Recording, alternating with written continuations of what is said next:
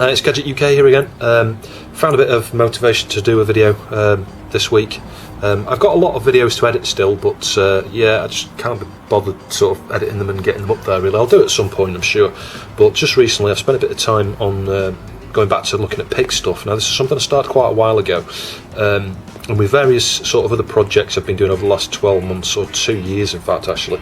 It's just got sidetracked, so I had done this previously in C, but I started running into 1 or 2 issues with C, inefficiencies and things, and to be honest I always want to go back to using assembly for something like this, so that's inevitably what I've done. I ended up sort of uninstalling all the development kit, the SDK, and reinstalling the compiler, getting the latest versions of everything, because I was like 2 years out of date from when I looked at this last, and I've gone with an assembler. So I'll show you what I've got here. This is all working now. It's been a bit of hair pulling, if I'm completely honest, just in unexpected ways as usual. It's the things you think's difficult with things like this, that's not where you have the difficulties. It's the small things like, for example, power. You'll notice I've got this temporary ad hoc power jack on here at the moment. What I'm going to do for this at some point is make, I might even be able to buy one actually, a little pin header. I'll just get the programmer actually, I'll just show you the PIC programmer. Yeah, so here we go. This might help you understand some of the problems I've been having with this and why it's just been a bit problematic and a bit awkward really to program. You'll see just for the moment here I've just soldered a couple of wires onto that pin head, that jumper there, you know, pin header. I'll clean that up, make sure there's no solder on there, and I'm going to get a socket or something. I might even get one of these. There's inline adapters like this with pins on the other side, so I can just plug it into my breadboard, because it's a bit of a pain. In the sense that this programmer, this is a PIC Kit 3. You have a USB cable on this side, so that plugs into your PC. PIC programmer is then connected to your PC. One of the things when it first switches on, all 3 of these lights come on, and the that red status light there that looks clear actually, but it's red LED. That status light comes on for about 2 seconds and it goes off. Now at that point I was running into problems when you tried to program. We just follow this along. You've got this inline programming header here, which comes across to this little board, and all this is really is just a board with sockets on it. You know, connecting up obviously your programming pins and things to each of these 3 sockets here, so you can do different sizes and types of PIC chips. Now there are some single inline headers that go across the sides of each one of these, so you can actually stick things into these, you know, some of these little wires here that I use on breadboards or components even, but there's not enough. And I guess I'm going to sidestep myself again here actually. If you look at the little breadboard layout here, I'll just zoom in a little bit. It's probably going to be a bit blurry. You can see you've got crystal oscillator here, 4 MHz, to provide the clock for this PIC chip, and you need a couple of caps, 22 picofarad caps from each of the clock inputs to ground. So there's not enough, you know, you can't accommodate that on here. And I guess another side step here, some of these PIC chips have internal oscillators, so you don't need an external, you don't always need to use an external crystal, but the particular one I'm using here, PIC 16F84A, does need an external clock. I don't think it has any internal clock capabilities. You can power it with an RC, resistor capacitor type clock. You don't necessarily need a crystal, so for, you know, very low frequencies and things you could use like an RC circuit. So that's that. I've forgotten why I originally went down this road of discussing this now. Yeah, so some of the problems I've been having, let's say I had to power it separately, because when I tried programming it from the PIC 3, there's an option in the software to say allow this device to power this board, and you can choose the voltage level. Now I set it at 5 volts because that's what this is, and it's worth knowing some of these aren't 5 volts. You can get PIC chips that are 3.3 volts, and it does warn you at that point, you know, make sure you've got the right voltage selector, because if you were to set this to 5 volts, try programming a 3.3 volt chip, you'll kill the chip effectively. So that's an important point to make, I think, while I'm here. But yeah, in my scenario here, it's 5 volts, the chip's 5 volts, started to program, came up with an error in red saying it's trying to set 5 volts and it was getting 4.75. Now I spent ages digging around, because when I looked at this last, that was working. I could program from this board using the same computer as I am now, with the same USB ports, everything the same, but I don't know whether it's a firmware update they've done or something. It may even be an update to one of the drivers on my USB ports or something on my system, I don't know. Something's changed somewhere that basically means whatever voltage I set in the PIC software to program with, so I set it to 5, it says it's 4.75. It's like a 0.25 volt drop in terms of what it senses versus what it's trying to set it to. And that was the case, because if I set it to say 4 volts, it says, set it to 4 volts, found, or detecting 3.75. And the same would happen if I try an over voltage. I thought, well, I can go up to 5.5 volts on these, so I set it to 5.5, and it says, you've set 5.5. I've only got 5.25. So I don't know where the problem is there, but this is why I ended up having to put these connectors on here, a little one of these ad hoc connectors again, and power this board separately from a 5 volt power supply, whilst it's it's connected up via USB to the PC. I've even measured the voltage coming out of my USB port. I've got 5 volts there. It's just bizarre. I don't know. It was doing the head in. I wasted actually a good 2 hours just doing nothing but trying to work out what the hell was going on with my my USB ports. But I don't think it is. I think it's the driver, because the other thing I noticed is when I first updated all the SDK and everything, connected this up, tried to program it the first time, it said, oh, going away to find a download. It was like, I think it updated the firmware on this from the microchip website, and it was at that point all these problems ensued, really. So I don't know whether it's a bug with the latest version or whether this is a knockoff. It's hard to tell. It was sold as a genuine PIC Kit 3.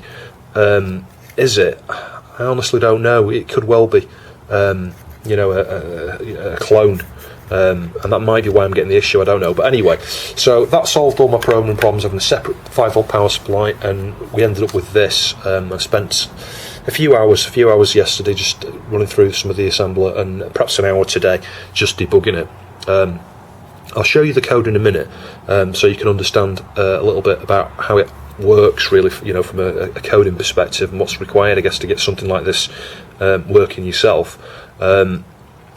If I connect, I'll just connect the power up, just make sure I've got the chip the right way around. That's an important point to know, actually. When I was using this, at some point when I was hastily swapping the chip over to reprogram it again, I got the chip in around the wrong way, and it got extremely hot. Within half a second it fried it, so it's a good job I had quite a few spares. So yeah, always check your pin 1 marking. Yeah, that's okay. So I'll try and zoom in a little bit so you can see the LEDs, but this project is basically going to be like a soft mod type thing. Well, it's not really a soft mod, it's going to be, obviously it's hardware, but it's going to be a mod to probably my Saturn, I think, but also my Sega Mega CD. This input is going to connect to the reset line. I'm assuming it's an active low reset on those systems. It usually is. So when it goes low, I'll show you, you get nothing, right? So right from the start, when you first power it on, these two LEDs are connected to the output bits on port B of this chip. There's two ports. You've got port A. I think there's five pins on that chip that are dedicated to port A, and you can use them as inputs or outputs. Don't quote me, I can't. There might be some limitation on which ones can be outputs, but they certainly can be classed as inputs, and I think the one of them using is an output. So port A's definitely got some outputs, and port B has got 8 pins, and you can have inputs or outputs again. So it's it's a really dynamically sort of configurable chip. You can do all sorts of things with it. So sidestepping aside, I'm using 2 of the pins there. As address bits, if you like. I'm going to connect them to the upper address pins on something like a 27C800 or that might not be big enough actually, a 27C4002. Put 3 copies of the BIOS on there, and use, let's say connect the two I/O pins here to those upper address bits, and the idea being, like I say, this will connect to the reset, and you'll see now if I press the reset a second time, we've now got a different bit set, because that's what those LEDs are showing. They're showing the 2 different output bits that I've got set there. So that would have selected the next ROM in the block. Hopefully there's not going to be any issues with timing there. I think that should be okay. It's quite fast. It's using a 4 MHz crystal at the moment, but I think these chips will, I think they'll go up to 10 MHz. Maybe the A won't, but there are certain revisions of it will go up to 10 MHz. I could even clock it. Instead of using this clock here, might be able to rig up to the the Saturn clock, or in the Mega CD's case, the Mega CD clock. But then as soon as you remove the reset and it goes high again, no change there. As soon as you reset again, you're up to the next bit, so that that's like the first one was bit 1, that's going to be bit 2, and then again another reset, you're back to both bits being off. So that is now set up in such a way, like I say, I can just, if I just tap, I can just go around from bit 1, bit 2, neither, 1, 2, neither, 1, I think there's a delay there, 2, neither. So yeah, that should do the job, I think. It's just the timing. So there's very little on there. If you look at the components and things, obviously I'm not going to have the LEDs. I'm just going to have the crystal, 2 caps, 2 pull-up resistors there, which go to. Oh no, they aren't actually. Those resistors there are for the LEDs. I think they're 220 ohm or something. There's a resistor over here. I forget what that's for now. That's pull down on this input. Sorry, pull up. It's a pull up on this input. So it's pulled high as default, and as soon as you connect a low to it, it's pulled low. And then just I think there's another wire there that perhaps won't appear because it'll just be an internal one on the board somewhere, a little link, which is for the reset. So it's reset when powered on, effectively, and that's it. So it's dead straightforward, and it's powered off 5 volts. So the only connections I'll have is +5 and ground coming into the VDD and VSS pins on this chip, which are bang in the middle, opposite ends of each other.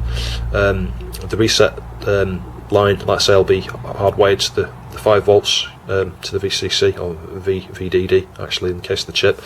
And then I'll have the crystal and clock, the clock generating stuff here, the crystal and caps, and then a 1 wire going to the reset. So we'll take a look at the PIC software now. I'll just give you a basic explanation of how it's working. So I thought we'd just have a look at the code here now. I'll rattle through this as quick as I can. You've got some configuration bits here at the top. You can use, there's a tool built in, I forget what it is, I think it's, in this version of the software, it's ROM Set configuration bits, and it pops up a little thing at the bottom, and you can generate those, it can generate those for you. But the first one's the oscillator type that I'm using, which is an LP, I think it's low power, so that seems to be working, so I'm just going to leave that in place. The watchdog timer's switched off at the moment. If you're not familiar, watchdog timers, you get them on all sorts of kit really, certainly safety critical equipment, you get them in arcade boards. Pretty sure there's not an arcade board out there without a watchdog timer on it, and basically what happens is the watchdog timer sort of runs in the background, and after it expects you to reset it. There's like a location in memory that's, if it's not reset on a certain frequency, a number of nanoseconds or milliseconds, it's not set at a certain frequency, if you don't reset it, when it gets to 0, that watchdog timer kicks off and goes, you must have had an exception here, you've got a problem, an endless loop, some crashed code, etc, etc. I'll reset the system. So I'm not using the watchdog timer on this. I might re-enable that in a minute actually, because it would be useful to have that, because the last thing you want it to do is stop working. If I've got a bug in my code, it would be useful to have the watchdog timer in there, so I'll perhaps re-enable that.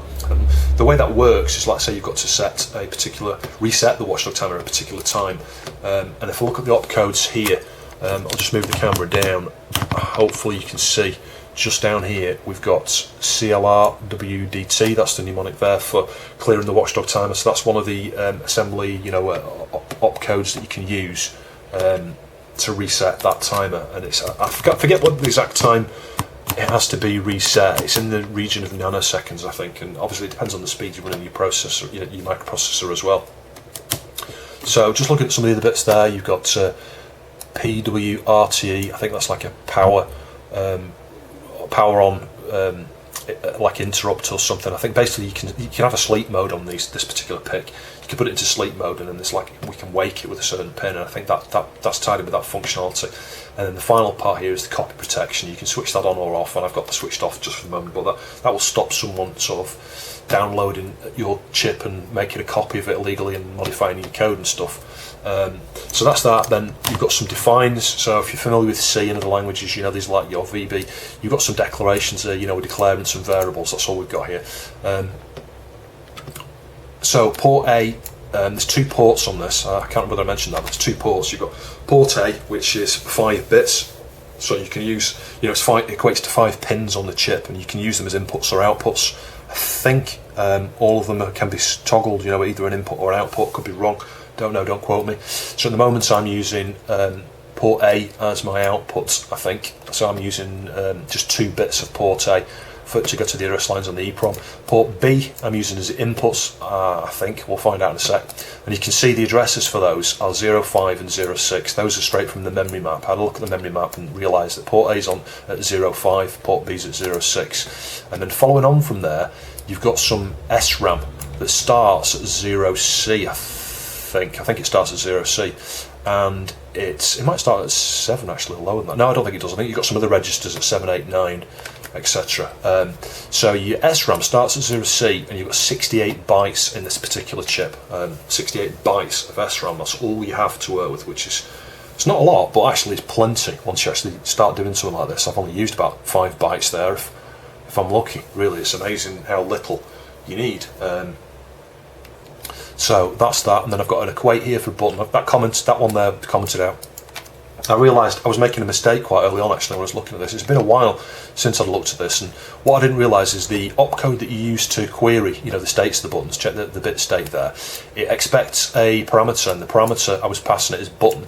Now I thought that meant the button was off, 00, and 01 meant the button was on.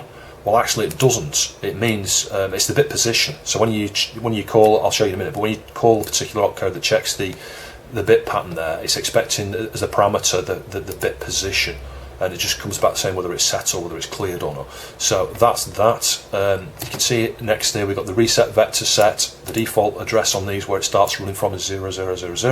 So I've stuck with that. That's not changed. It goes straight to init. In my init procedure here, all I'm doing is disable the interrupts. Then I've got a reset function. It will just follow through. If you've not got a go to or a call, the code will just run through. So it'll start from here because that's where my init is. It'll disable my interrupts, and then it comes into this reset. These are just labels. The things on the left are just labels. Obviously, when they get compiled, they get lost in translation. You just get an address. It'll just be jumped to a certain address, etc. So there's a couple of registers I've been using in particular. One of them is a W register, which is kind of like a general purpose register. We move a 0 into that, use this tri-state command here on port A to clear, and clear F to clear port A. That's all those 3 commands do there, is clear port A, set them in a particular state. I think 00 means that port A is ready to be used as an output port, I think. Yeah, that's right, because I'm using it for the output now. I had them around the opposite way originally. And then I've got a variable called counter, which I'm putting a 4 in. And the way I'm doing that is putting 4 into the W register with that first opcode there, and then moving from W to F. And F, it's funny, the F register actually relates to like a chunk of the memory map. So it's everything sort of, it's just the memory map. It's bizarre how the F register works. I think it's supposed to be file. It stands for file register, assuming that the 68 bytes of SRAM there are in the file, but these are actually in the file, I think, as well. So it's bizarre how that works, but that is how it works. Everything, when you point to the F register, that's where at that particular mode, you pass it an address and it'll write out to it. So in that case, I'm putting an 04 into counter, and then I'm calling delay. And delay is down here, and that is just a long series of loops, effectively. That's all this is doing. It's kind of moving, 255 into a variable. Again, 255 into a variable. 255 into a variable. I could actually, I've got an inner loop there. That's why those are split into with different labels at the front. But effectively, it's just like 3 recursive loops going on there. And then when it finishes, you'll get a return at the bottom, and that'll return to wherever it was called from. That's what happens when you get a call.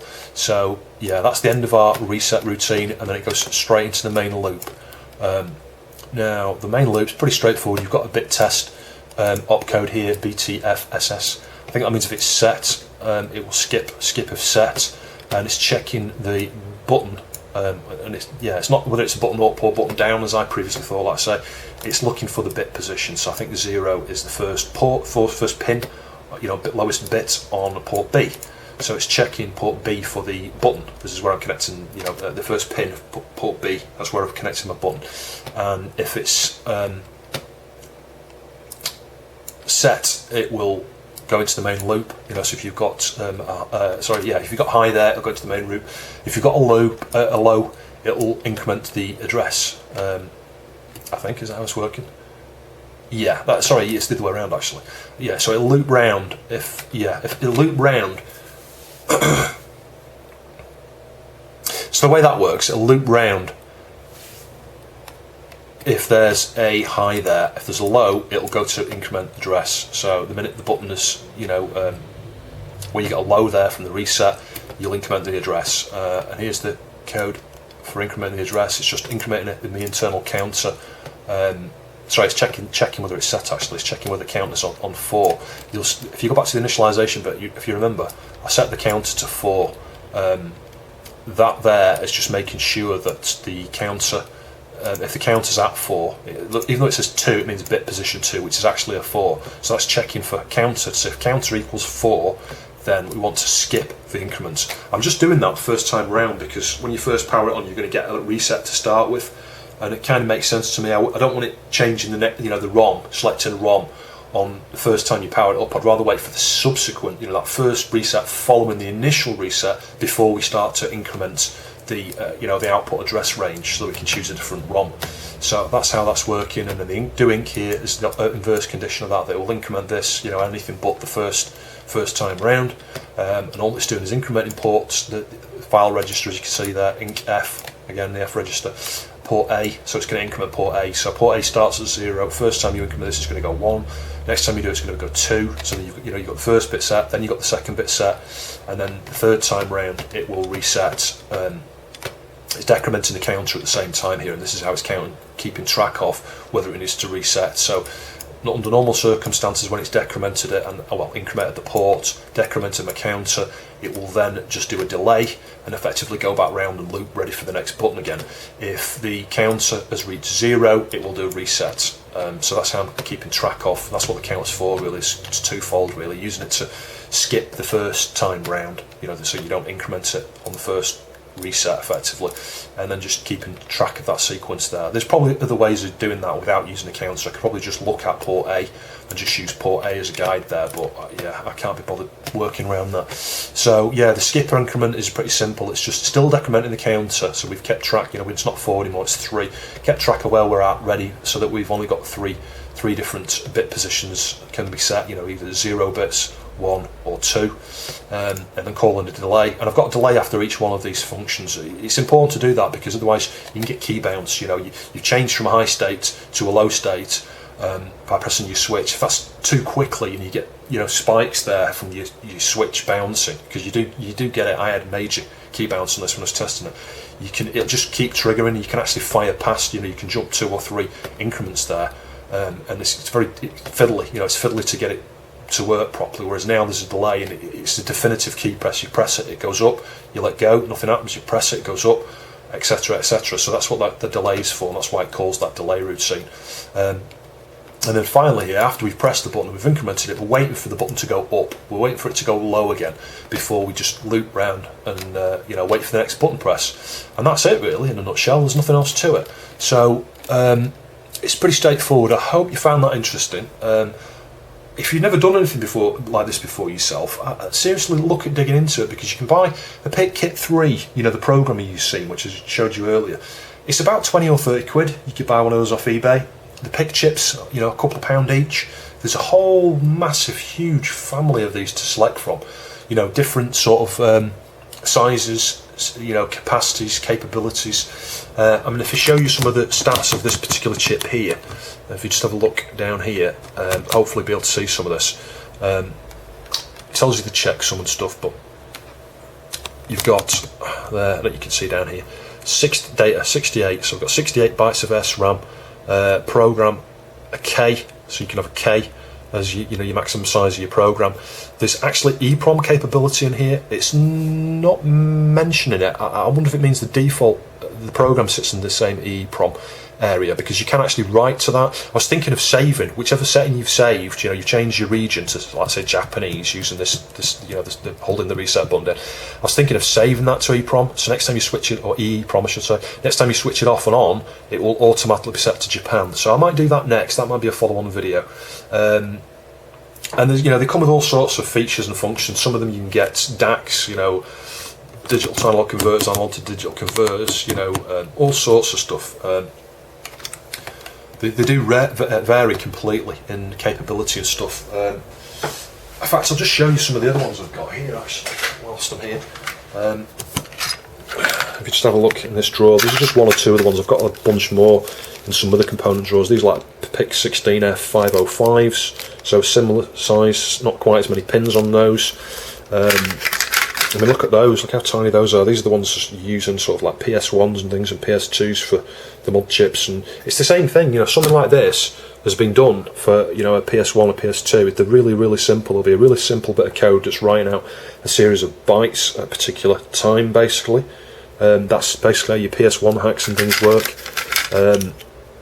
Yeah, I'm not sure what those are, but anyway, yeah, I've got a whole bunch of those of different types.